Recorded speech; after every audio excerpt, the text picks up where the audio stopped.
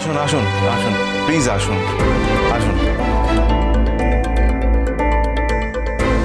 আপনারা যে এসেছেন আমার খুব ভালো লাগছে।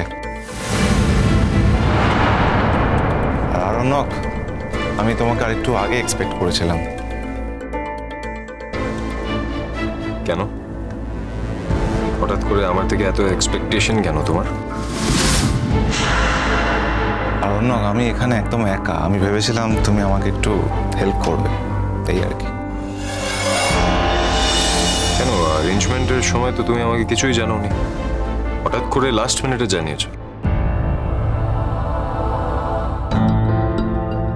আমার তো মনে হয় তুমি সবকিছু ম্যানেজ করে নিতে পারবে। তাছাড়া আমি এখানে গেস্ট, আমি এনজয় করব।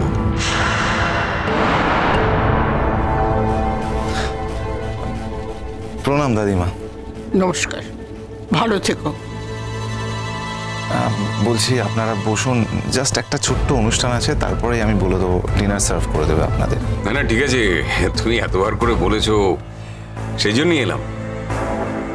স্যার, না এলে কিন্তু খুব দুঃখ পেতাম।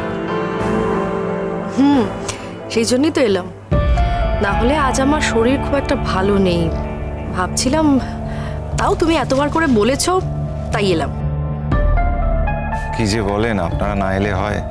আপনাদের সবার আশীর্বাদ চাই যে।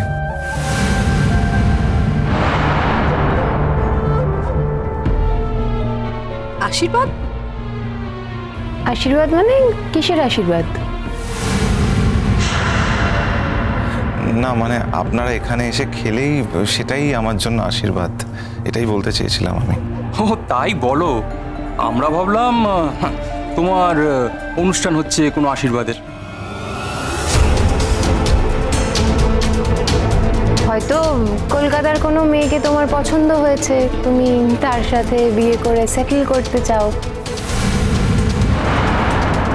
আমরা ভাবলাম যে তাই হয়তো সেরকম কোনো অনুষ্ঠান আর কি।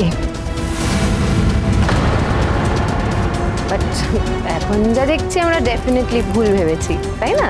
সব প্রশ্নের সব উত্তর এখনই পেতে চান? একটু সারপ্রাইজ থাক না।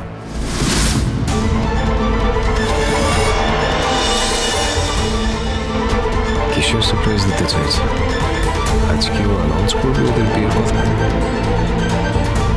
আদিত্য কি করতে চাইছে আমি তো ঠিক বুঝতে পারছি না। আচ্ছা, সত্যি ও কি কলকাতার কোনো মেয়েকে পছন্দ করেছে বিয়ের জন্য? যদি তাই হবে তাহলে সে কোথায়? সবার সামনে খুলে বলতে পারছে না, তাই কি ও আমার বাবার ব্যাপারে খাওয়াচ্ছে, এই অজুহাতটা সবাইকে দিচ্ছে?